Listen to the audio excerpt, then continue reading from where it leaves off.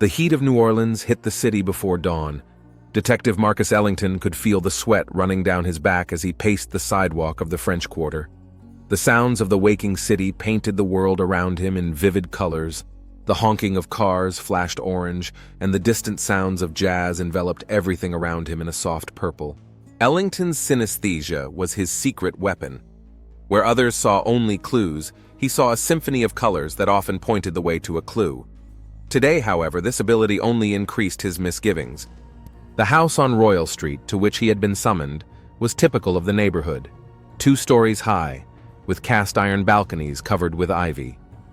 But today, its Victorian charm was broken by yellow police tape and the flashing lights of patrol cars. Ellington showed his badge to the officer at the entrance and entered the cool semi-darkness of the house. The smell of death hit his nose, mingling with the scent of jasmine coming from the garden. This cacophony of odors colored the air a nauseating shade of green. Young Patrolman Johnson briefly brought the detective up to speed. The victim is Samantha Leroy, 28 years old, discovered by her husband this morning. Ellington nodded and started up the stairs. Each step on the old wooden steps echoed a deep brown color in his mind. The bedroom on the second floor was spacious, with high ceilings and huge windows facing the street. Those windows were now draped with heavy curtains, creating the illusion of perpetual twilight. Samantha's body lay on the bed like an abandoned doll. The white sheets were drenched in blood, creating a ghastly contrast to the victim's pale skin. Ellington covered his eyes for a moment, trying to cope with the bright red flash caused by the sight. In the corner of the room sat the victim's husband, James Leroy. A tall, athletically built African-American man in his 30s, he looked lost and broken. His eyes were red from crying, and his hands trembled as he brought a glass of water to his lips. Ellington gently questioned James about the events of the previous evening. He said that he had dinner with his wife, and then left for the night shift at the Golden Horseshoe Casino, where he worked as a security guard. Upon returning home around 7 a.m., he discovered Samantha's body. James's voice sounded sincere, coloring the air with the deep blue of truth, but something in his demeanor alarmed the detective. Ellington made a mental note to check her husband's alibi later. Leaving James with the officer, the detective began to look around the room. On the dressing table was a picture of Samantha and James on their wedding day. They looked happy, in love. Ellington felt a prick of regret, another broken dream in a city where dreams are shattered every day. His attention was drawn to the half-open door of the dressing room. Inside was perfect order, neatly hung dresses, rows of shoes, boxes of accessories. But one drawer was slightly pulled out, disrupting the harmony. Opening it carefully, Ellington found documents: birth certificate, passport, medical records. The name on the documents was different, Samuel Johnson. The detective frowned. This could be a clue or just a coincidence. He carefully closed the drawer, deciding to come back to it later. On his way out of the bedroom, Ellington ran into the Leroy's neighbor, May Johnson. A striking woman with red hair and wearing a green floral dress, she was a close friend of Samantha's. May said she had seen Samantha yesterday afternoon, and she seemed troubled, though she wouldn't say what was wrong. May herself had spent the night at a performance at the Blue Oyster Jazz Club and did not return home until just before morning. Ellington went down to the first floor, where Officer Johnson was waiting for him with a report on the neighborhood canvas. As usual for this neighborhood, no one had seen or heard anything. Everyone was either at work or at the bars. Stepping outside, the detective took a deep breath of the humid air. The day was just beginning, but he could already sense that this case was going to be one of the toughest of his career. The sounds of the city once again surrounded him with a halo of color. Somewhere in the distance, a jazz band was beginning to play, its melody coloring the sky a deep indigo. In New Orleans, even a funeral was a celebration of life. Ellington lit a cigarette while looking at the Leroy house. There was a secret behind its Victorian facade, and he was determined to uncover it, no matter how unsightly it turned out to be. Putting out his cigarette, the detective headed for his car. He had a long investigation ahead of him, and he knew it would take him into the darkest corners of New Orleans and the human soul. Getting into his car, Ellington turned on the radio. A jazzy tune filled the cabin, coloring the world around him with warm tones of hope and determination. The detective knew that despite all the obstacles, he would find Samantha Leroy's killer and bring justice to a city where the line between sin and sanctity is so often blurred. The morning at the New Orleans police station began for Detective Marcus Ellington with a familiar ritual. The sounds of the coffee machine colored the air a warm brown, mingling with the steel-gray tones of phone calls and muffled conversations. Ellington took a sip of hot coffee, preparing to interrogate James Leroy. The victim's husband sat in the interrogation room, hunched over his desk. His broad shoulders slumped and emptiness froze in his eyes. Ellington watched him through a one-way mirror, trying to catch the slightest sign of insincerity or nervousness. Entering the room, the detective sat down across from James. The air between them was instantly colored a tense orange. Ellington began to ask questions, watching the man's reactions carefully. James talked about his life with Samantha. They had met 2 years ago at the Blue Oyster Bar where Samantha worked as a waitress. It was love at first sight. 6 months later, they were married, making plans for the future. James spoke of his wife with tenderness. His voice colored the air in soft pastel tones of sincere love. When it came to Samantha's past, however, James's tone changed. He became more cautious, choosing his words. Ellington noticed the color of his voice change to a disturbing gray. James claimed to know little about Samantha's life before they met. She rarely talked about her family or her past. The detective cautiously asked about the documents in Samuel Johnson's name that had been found in the apartment. James turned pale, his hands beginning to shake. He admitted that he had no knowledge of the documents and could not explain their origin. Having finished his interrogation, Ellington was sure that James was hiding something. But was it related to the murder or to some secret of Samantha's? That was a question that required further investigation. The next item on the detective's list was the Blue Oyster Bar. Located in the heart of the French Quarter, the bar was a popular spot with locals and tourists. It looked almost innocuous during the day, but Ellington knew that at night the place transformed, filled with music, laughter, and danger. Entering the cool twilight of the bar, the detective felt the sounds of jazz from the ancient jukebox color the air a deep blue. Behind the bar stood a tall man with graying temples and a penetrating gaze. It was Tony, the bartender who had worked here for over 20 years. Ellington introduced himself and began asking about Samantha. Tony spoke reluctantly, his voice coloring the air a wary yellow. But gradually, under the influence of the detective's professional charm, he began to open up. Tony had known Samantha even before her transition. He told him that he had met her when she first came to the bar, then still as Samuel. He was a scared young man running from his past and himself. Tony had taken him under his wing, helped him get a job. As he listened to the bartender's story, Ellington noticed the colors in his voice change. When Tony spoke of Samuel, his tone was colored with warm, almost fatherly tones. But when it came to Samantha, the colors became brighter, almost passionate. Gradually, the detective began to realize that there was a special bond between Tony and Samantha. The bartender had supported her during the transition, helping her with paperwork and medical procedures. He spoke of her bravery and determination with unconcealed admiration. Ellington asked cautiously about the nature of their relationship. Tony was silent for a moment. His voice colored a deep purple of complex emotion. He admitted that he had been in love with Samantha, but had never crossed the line into friendship, knowing about her relationship with James. This unexpected love line added a new dimension to the investigation. Could Tony have been involved in the murder out of jealousy? Or could his feelings for Samantha have helped uncover the truth? As the conversation continued, the detective learned that Samantha had seemed troubled in recent weeks.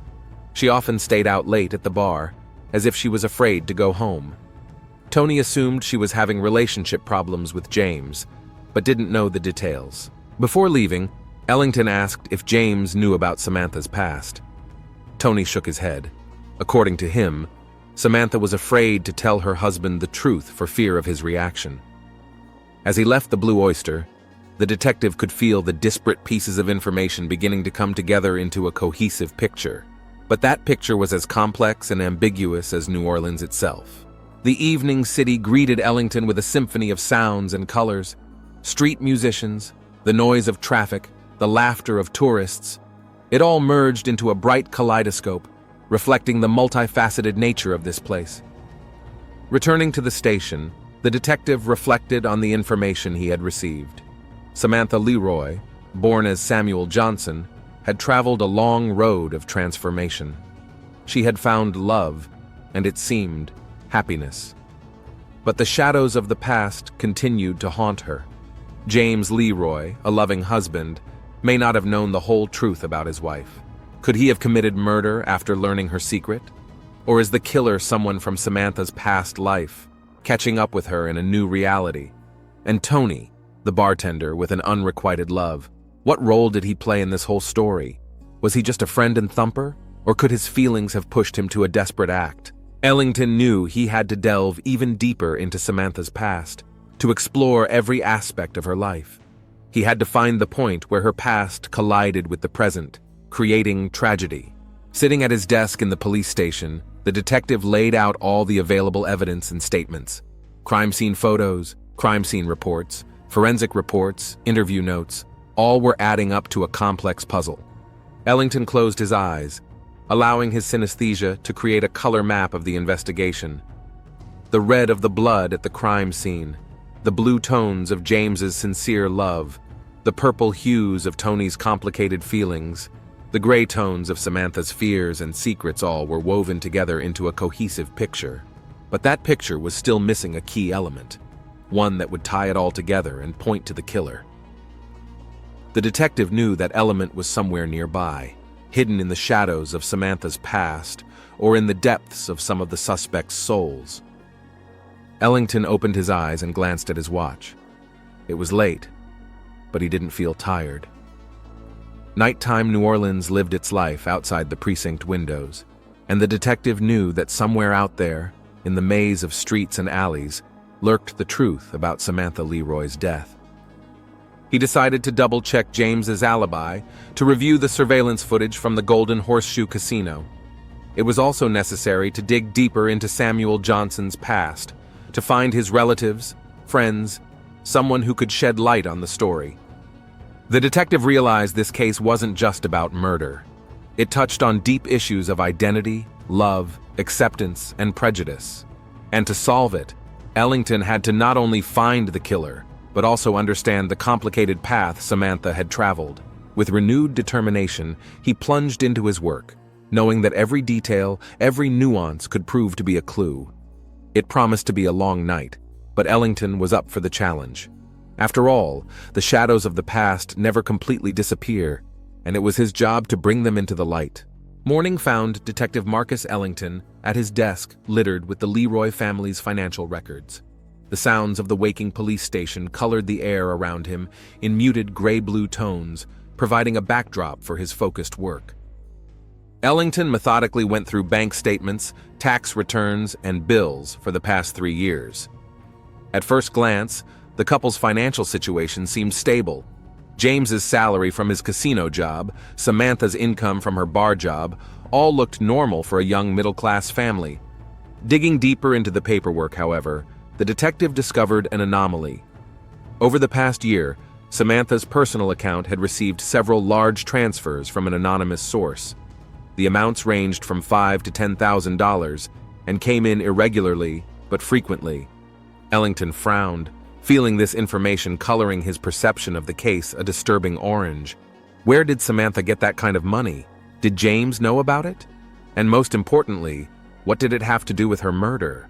The detective decided to trace the source of the transfers. He contacted the bank but, as expected, ran into a bureaucratic wall. A court order was required for detailed information, which would take time to process. Not wanting to waste another minute, Ellington turned his attention to another lead. Among Samantha's financial records, he found bills from a plastic surgeon, Dr. Moreau. The amounts were substantial and matched the dates of large anonymous transfers. Deciding that this might be a clue, the detective went to see Dr. Moreau. The plastic surgery clinic was located in an upscale New Orleans neighborhood, its facade shining with glass and chrome, in stark contrast to the surrounding historic architecture. Dr. Moreau was an imposing middle-aged man with the appearance of a movie actor.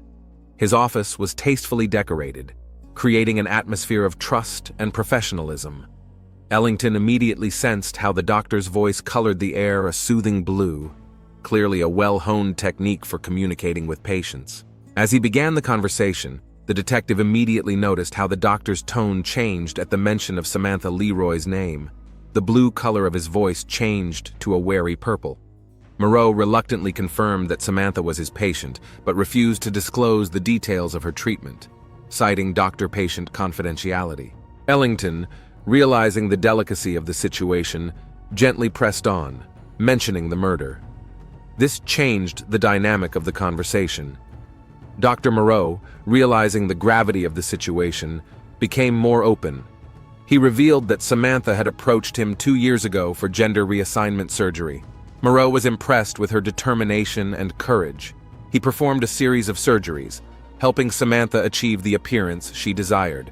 Ellington listened intently, noting how the doctor's voice was colored with warm, sympathetic tones.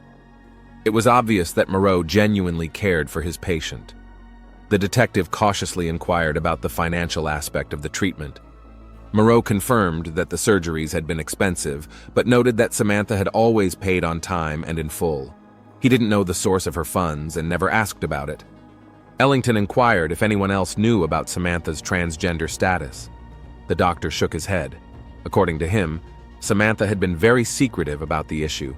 She never showed up for appointments with chaperones and insisted on maximum privacy. Leaving the clinic, the detective felt the new information adding vivid colors to the overall picture of the case.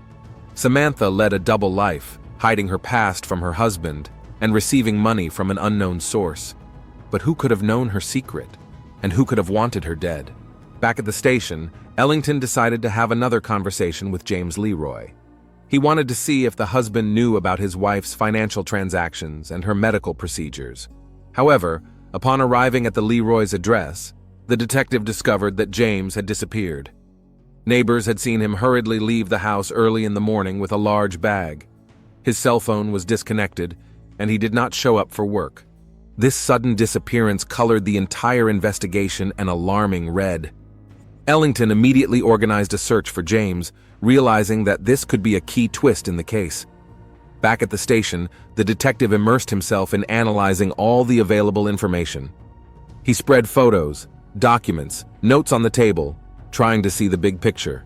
Samantha Leroy, born Samuel Johnson, had undergone a long journey of transformation.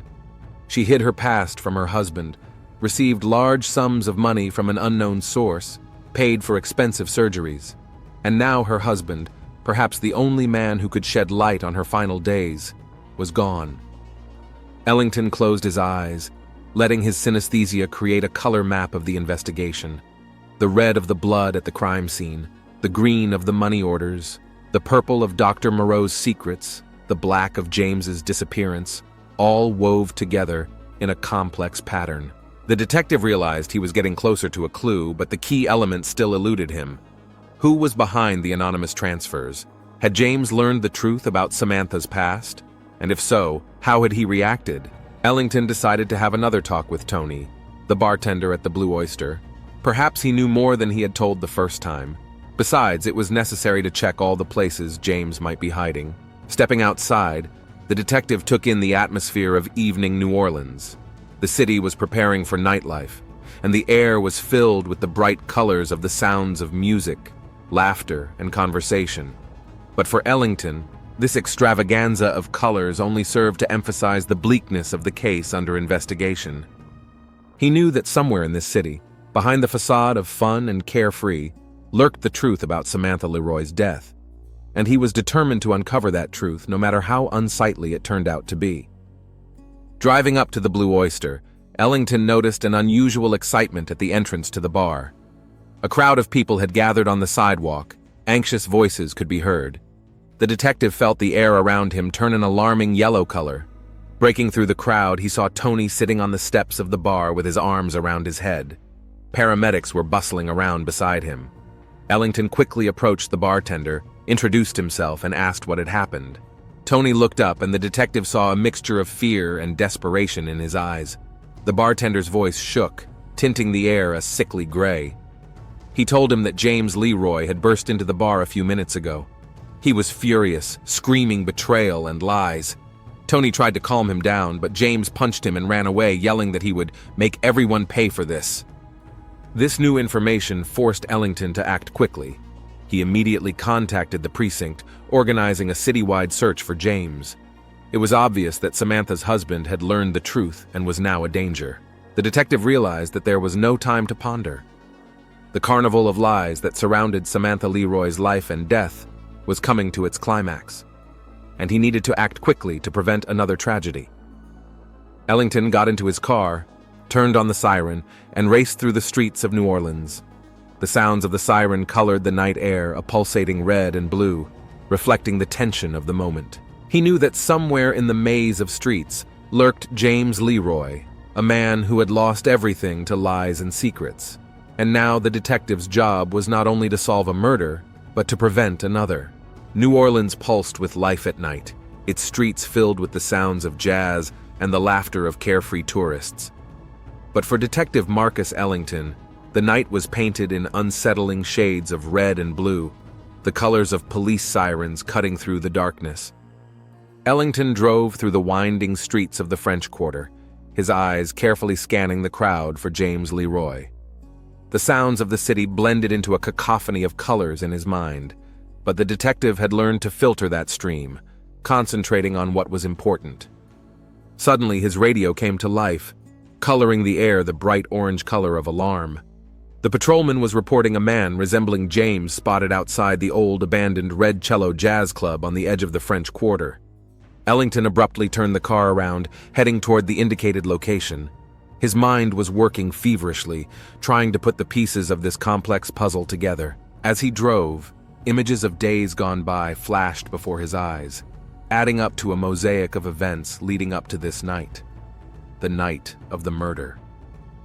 Samantha Leroy sits in her bedroom, nervously rubbing the edge of the blanket. Her gaze drifts back and forth to the dresser drawer where the documents that reveal her past are hidden. The sound of the front door opening makes her flinch. The footsteps on the stairs are heavy, determined. This is not her husband's gait. A tall figure enters the room. His face is hidden in shadow, but Samantha recognizes him. Terror is reflected in her eyes. "Did you think you could escape your past, Samuel?"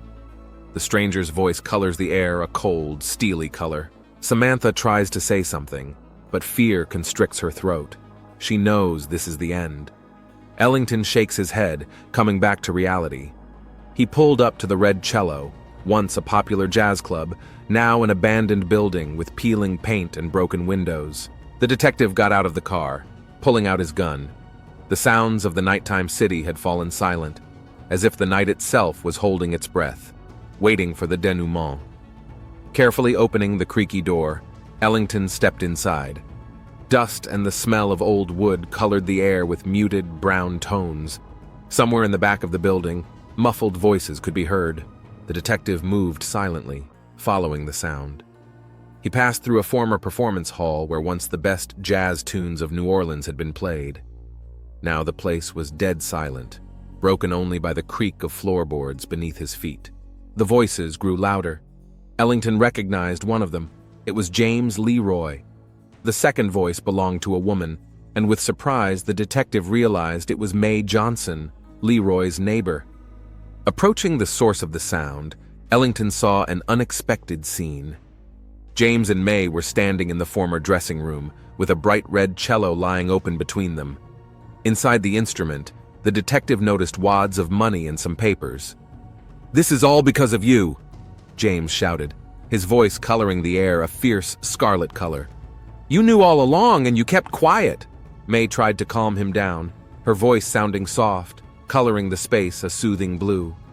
"James, understand, I was just protecting Samantha. She was my friend." "A friend?" James laughed bitterly. "She's been lying to me this whole time, and you've been helping her."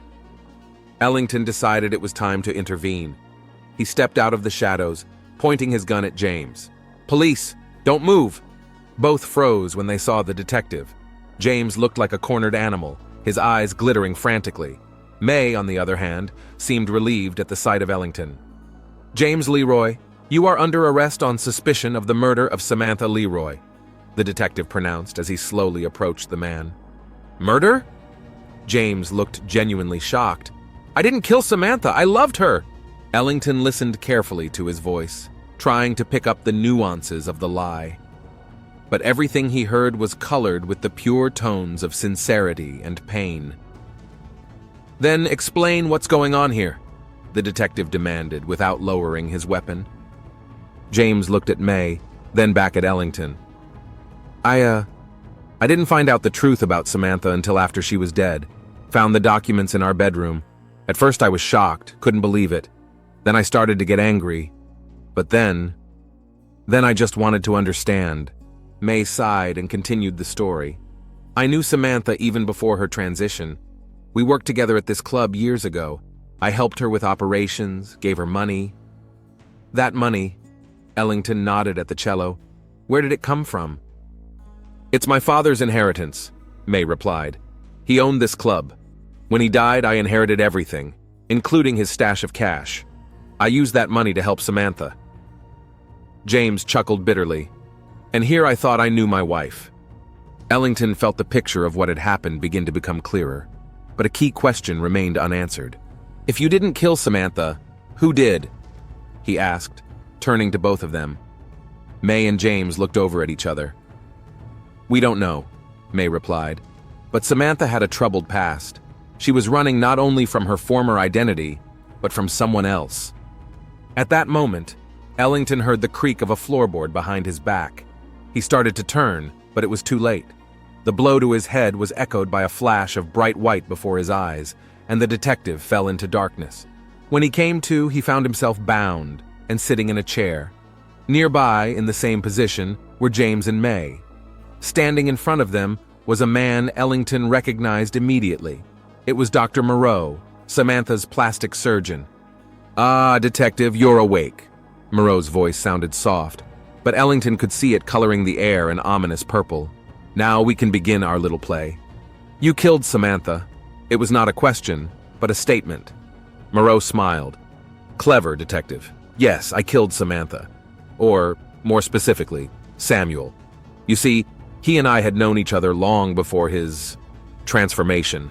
We had business dealings together, not exactly legal, and when Samuel decided to start a new life, he took something belonging to me with him." "Money," May whispered. "That money I gave Samantha for the surgeries." "Exactly," Moreau nodded. "Samuel stole it from me before he disappeared, and then showed up to me already as Samantha asking for help. I decided to play along, hoping to get mine back, but she was smarter than that." Ellington was thinking feverishly, trying to find a way out of the situation. He sensed that Moreau wasn't going to let the witnesses live. "Now what?" the detective asked, trying to buy time. "You're going to kill us all?" Moreau shrugged. "I have no choice, detective. You know too much." At that moment, Ellington heard a barely audible sound, a sound that colored the air a bright green of hope. It was a police siren approaching the club. Moreau heard it too, his face contorted with rage and fear. He rushed to the red cello, grabbed the money, and rushed for the exit. But it was too late. The doors of the club swung open, and the room was filled with policemen. Moreau was seized before he could make a move. Ellington felt the tension of the last few days release him. The case had been solved, the murderer caught. But the detective knew that the story would leave a mark on his soul for a long time. When he was untied, Ellington approached James and May. "I'm sorry about what happened," he said. "Samantha, she deserved better." James nodded, his eyes full of tears. "I loved her," he whispered. "Despite everything, I loved her." May put a hand on his shoulder. "She knew that, James, and she loved you." Ellington watched them, feeling the sounds and colors around them merge into a complex symphony of emotions. Love, pain, forgiveness, regret, all woven together into a single melody reminiscent of the one that had once played in that old jazz club. Stepping outside, the detective took a deep breath of the New Orleans night air. The city was living its life, unaware of the drama that had played out within the walls of the Red Cello. But Ellington knew that this story would be just one more note in the city's endless song, where life and death, love and betrayal are woven into a bizarre pattern. He got into his car, ready to return to the station and close this case. But before he started the engine, Ellington closed his eyes for a moment, letting the sounds of the nighttime city color his world. There were new mysteries ahead of him, new stories to tell. But now, in this moment, he was simply enjoying the quiet after the storm, knowing that justice had been served, albeit at the cost of many broken hearts and ruined lives. The morning at the New Orleans police station began for Detective Marcus Ellington with a familiar ritual. The sound of the coffee machine colored the air a warm brown, mingling with the muted voices of colleagues and the rustling of papers. But today, this routine seemed especially meaningful. The final act in the Samantha Leroy case was coming. Ellington sat in the interrogation room, waiting for James Leroy. The events of the previous night were still swirling in his mind, coloring his thoughts with vivid, sometimes painful colors. Dr. Moreau's arrest should have put an end to this investigation, but the detective felt that not all the mysteries were solved yet. The door opened and James entered. He looked haggard, with dark circles under his eyes. His movements were slow, as if each step was painful. Ellington indicated a chair for him. "Mr. Leroy, I understand you've had a rough few days, but we need to clarify a few things," the detective began, his voice coloring the air a calm blue. James nodded, his eyes staring into the void. Ellington began to ask questions, watching the man's reactions carefully. Gradually, word by word, James revealed the history of his relationship with Samantha. He told of their first meeting, of how he had fallen in love with her enigma and strength of spirit, about how he felt she was hiding something, but respected her right to secrets. "When did you learn the truth about Samantha's past?" Ellington asked. James swallowed. His voice colored a dark red of shame and pain. "After she died. I found the papers in our bedroom. It was a shock." Ellington listened intently, noting the sincerity in James's voice. He saw no signs of lying, only deep, all-consuming pain. "And how did you react?" "I was furious," James admitted. "Not because of who Samantha was, but because of the lie. I felt betrayed, cheated, so I ran away, tried to sort out my feelings." Ellington nodded, making notes in his notebook. The picture was slowly taking shape, but something still kept him uneasy. After questioning James, the detective decided to talk to May Johnson again. Her role in the story didn't seem entirely clear. May arrived at the station an hour after the call. She looked tired, but she held herself with dignity. Her bright red hair was gathered into a simple bundle, and she was wearing a modest black dress instead of her usual colorful attire. "Miss Johnson," began Ellington when they were alone in the interrogation room, "I appreciate your help with the investigation, but I still have a few questions." May nodded, her voice coloring the air a soft lavender, the color of sadness and humility. "I understand, Detective. I'm willing to answer all of your questions. You said you knew Samantha before her transition. How close were you?" May closed her eyes for a moment, and when she spoke, her voice was colored a deep purple, the color of secrecy and hidden feelings. "We were more than friends, Detective. I loved Samuel, and then I loved Samantha. I was there for her through the whole transition process, supporting her, helping her financially." That admission took Ellington by surprise. He felt this new information change the nuances of his perception of the case. "Why didn't you tell us about this earlier?" "I promised Samantha I would keep her secrets. Even after she died, I didn't want to betray her trust. But now that the truth has come out anyway, I think she would understand." Ellington nodded, feeling the last pieces of the puzzle falling into place. "Thank you for your honesty, Miss Johnson. It explains a lot." After questioning May, the detective sank into thought. He began to reconstruct a complete picture of the crime, piecing together all the details he had learned during his investigation. Samantha Leroy, born Samuel Johnson, was trying to start a new life while running away from a dark past. She found love and support in the person of James, but the fear of revealing her secret was always with her. May Johnson was her secret support, helping financially and emotionally. Dr. Moreau, connected to her past, appeared like a ghost, demanding the return of stolen money. When Samantha refused, he killed her in an attempt to cover up his own crimes. Ellington walked out of the station, needing fresh air and time to think. He headed toward the Mississippi riverfront, where the sounds of the river and distant jazz colored the air in soothing shades of blue and green. The detective thought about the nature of love and prejudice, the weight of secrets and the price of truth. Samantha has lived a life full of struggle, with herself, with society, with the past. She found love and support, but the fear of exposure never let her go. James loved Samantha without knowing the truth about her. Would he have been able to accept her if he had known? Or was their love built on a fragile foundation of illusions? May loved Samantha enough to let her go to someone else. Her love was selfless, willing to make sacrifices for the happiness of the one she loved. Ellington realized that there was no absolute right or wrong in this case. Each of the participants in this drama was both victim and guilty, hostage to circumstances and their own decisions. A week after the case closed, the annual jazz festival began in New Orleans. Ellington, still under the impression of the investigation, decided to attend. The French Quarter was full of music, color, and life. The sounds of jazz painted the air in bright, vibrating colors, creating an amazing symphony for the detective's unique perception. Walking past one of the stages, Ellington saw a familiar face. May Johnson stood on stage holding a microphone. Next to her was James Leroy with a saxophone in his hands. May spoke into the microphone. Her voice colored the air with soft, warm tones.